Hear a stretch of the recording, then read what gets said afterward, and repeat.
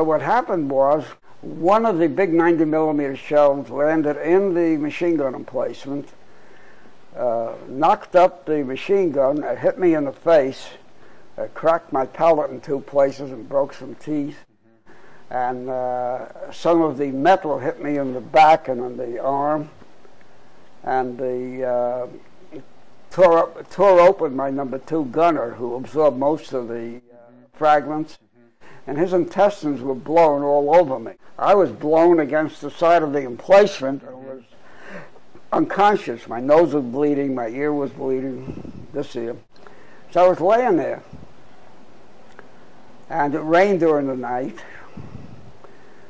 So I got a little moisture, and in the morning, Graves Registration came to take care of our dead and the Jap dead, and I was already moving. So they figured I'm not dead yet, and since all the #2 gunner's intestines had dried, they didn't know which was his, which was mine. So they made a temporary litter, poncho and a couple of poles, and they took me down to the landing craft, which took me to the field hospital. And they had a doctor doing something called triage. They carried me in, litter and all, and they slid me onto the table that they were using. And they had 2 of the ward boys scrape me off. When I came to, I was on a litter, on a couple of coconut logs, and my face was wired up.